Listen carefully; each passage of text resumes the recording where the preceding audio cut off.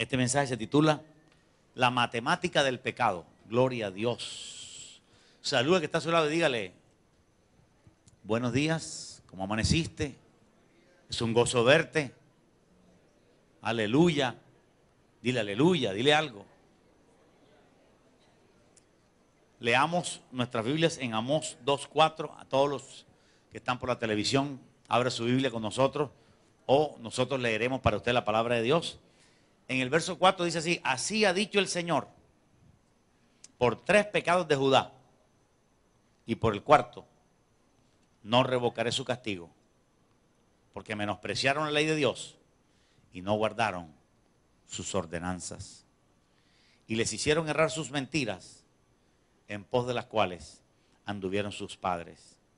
Prenderé por tanto fuego en Judá, el cual consumirá los palacios de Jerusalén. Aleluya. La tendencia mayor en la iglesia de hoy es predicar sobre que Dios perdona los pecados. La tendencia mayor es predicar que hay que tener misericordia, que Dios es bueno. Y eso hay que predicarlo.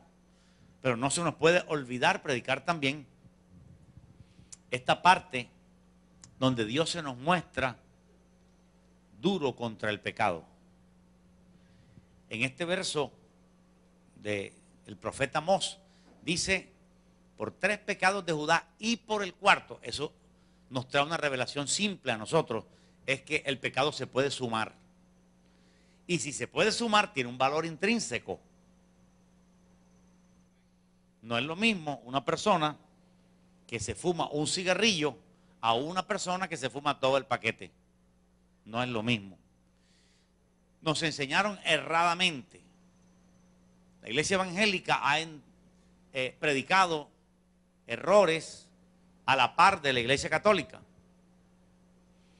Ha predicado que pecado es pecado y que no hay pecado grande ni pequeño. ¿Cuántos escucharon eso alguna vez? Pero eso es mentira.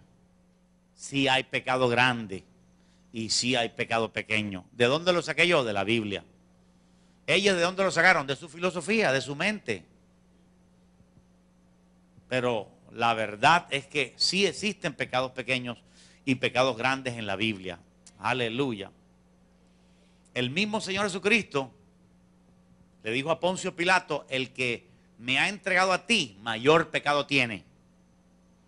Esa declaración coincide con todo el contexto bíblico. Jesús mismo dijo: es peor pecado el que me entregó a ti, Pilato, que lo que tú estás haciendo. Efectivamente, el pecado de los sacerdotes judíos fue peor que el pecado de Pilato. Pues el pecado de Pilato, aunque fue pecado, se lavó las manos y en cierta manera él no quería crucificarlo. ¿Cuántos dicen gloria a Dios? Pero los principales culpables fueron los judíos, que acusaron a Jesús falsamente y lo llevaron a la cruz a morir en una forma injusta por nosotros. ¿Cuántos dicen gloria a Dios? Entonces no podemos tener la mente llena de basura porque impide el crecimiento espiritual. Si nosotros vivimos con la idea de que pecado grande igual a pecado pequeño, es lo mismo que un profesor de matemáticas te diga 4 igual a 2. Aleluya. 4 es mayor que 2. ¿Cuántos dicen gloria a Dios? El pecado es una deuda, es una transgresión. El pecado deja el saldo en rojo.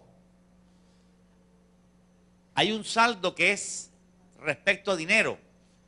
En su cuenta bancaria usted tiene un saldo en negro, pero cuando está en rojo quiere decir que está un saldo en contra suya. Usted debe dinero.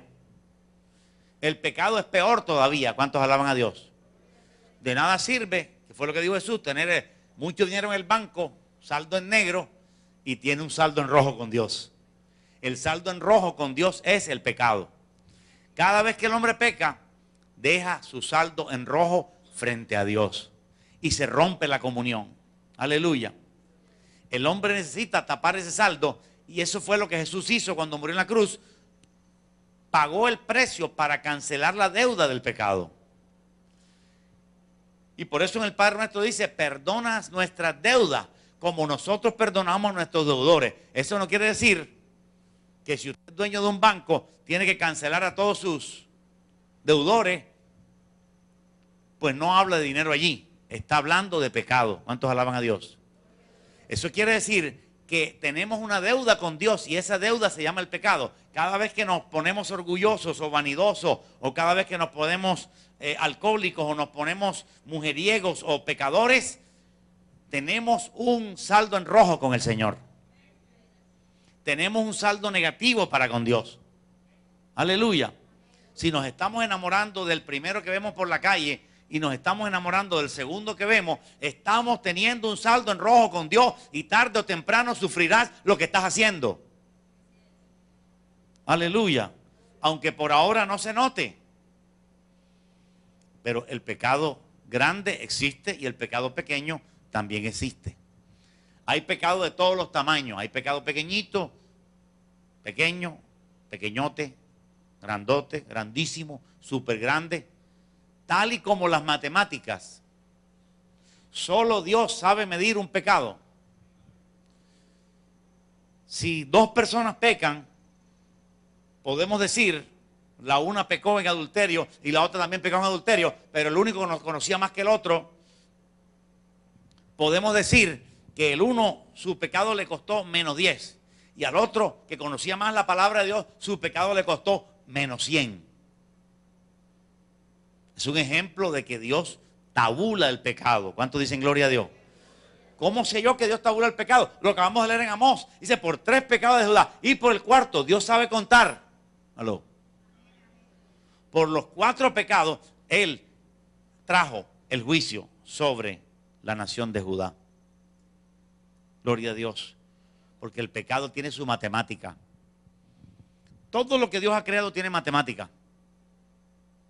Un poquito de calor más que bote el sol ya nos hace daño. Y empieza el deshiele.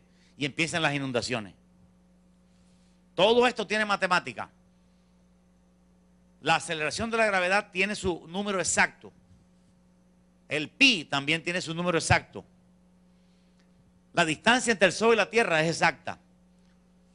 El número de plaquetas que debe tener tu sangre debe ser exacto. ¿Cuántos dicen gloria a Dios? Hay matemática en todo el cuerpo. Aleluya. Resulta que la medicina ahora se ha dado cuenta que todo el cuerpo tiene matemática. Una presión arterial que se mide matemáticamente. Un colesterol que se mide matemáticamente. Triglicéridos que se mide matemáticamente. Plaquetas. Hemoglobina. La matemática dentro del ser humano. Porque el que hizo el ser humano es un Dios que sabe matemática. Y que sin matemática la cosa funciona mal. Así que sería tonto pensar que el pecado no tenía matemática. Aleluya. Así que si te metiste en la iglesia huyéndole a la matemática de tu curso, vuelve allá. Aleluya. Cada pecado que uno comete se convierte en una deuda para con Dios. Y hay diferentes clases de pecado y lo vamos a ver en la Biblia. El pecado más liviano que existe en la Biblia se llama pecado de ignorancia. Abre tu Biblia conmigo en Levítico 5.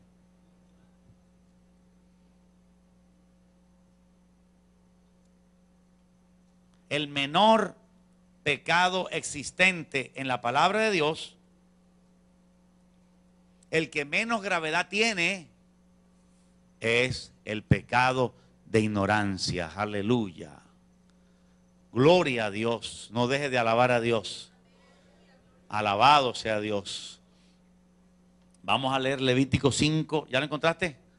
El 17 dice, finalmente dice Moisés, si una persona pecare, pero quiero que leas el 14 solamente el primer título, dice, habló más Dios a Moisés. ¿Estamos oyendo? Lo que estamos leyendo, Dios se lo habló a Moisés. No el predicador ni la iglesia católica.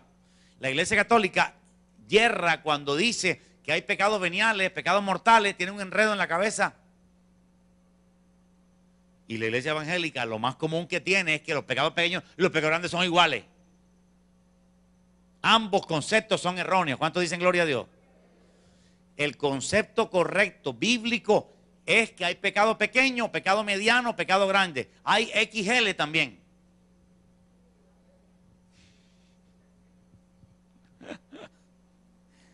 Aleluya. Verso 5, 17 Levítico. Dice: finalmente, si una persona pecare o hiciere alguna de todas aquellas cosas que por mandamiento del Señor no se han de hacer, aún sin hacerlo a sabiendas, es culpable. Increíble, pero lo dice la Biblia. Aunque usted no sepa, usted es culpable. Ese es el menor pecado que hay. Usted no sabe. Usted lo puede cometer siendo indio. Usted es un indio de la selva. Usted tiene 3 mujeres en la selva y a usted nadie le ha enseñado nada diferente que la poligamia. Y usted vive con las 3 mujeres y usted cree que eso está bien. Usted es un ignorante, pero usted es un pecador. Usted ha pecado por tener 3 mujeres. Y usted irá al infierno. Aunque usted cometió un pecado de ignorancia, usted es merecedor del infierno. Eso dice la Biblia. Gloria a Dios. Porque los judíos, cuando pecaban con pecado de ignorancia, dice, sin hacerlo a sabiendas, si usted lee la ley, usted sabe que había varios mandamientos. Usted podía haber alguno medio tonto que dijera: ay, yo no escuché cuando dijeron no fornicará. ¿Aló? Yo no escuché cuando dijeron no fornicará. Realmente él no sabía, pero él fornicó. Y aunque no escuchó no fornicará, usted sabe, cuando uno iba a misa, que uno se sentaba en la parte de atrás y no escuchaba lo que decía el cura. Así le pasaba también a los judíos. Se sentaban atrás y escuchaban, y como que a veces se les cruzaba un pájaro y no oían. La intercomunicación se cortaba. Entonces, aunque yo cometa un pecado sin saberlo que es pecado, es pecado. Esa es una ley de Dios. Por eso, si los indígenas nunca han tenido un misionero que vaya y les predique, aunque no hayan tenido un misionero que vaya y les predique y les enseñe la palabra de Dios, aunque no tengan alguien que les enseñe, ellos al pecar, pecan. ¿Quién sabe que está pecando? Dios sabe que está pecando, y un cristiano también. Léelo conmigo, en Romanos capítulo 2.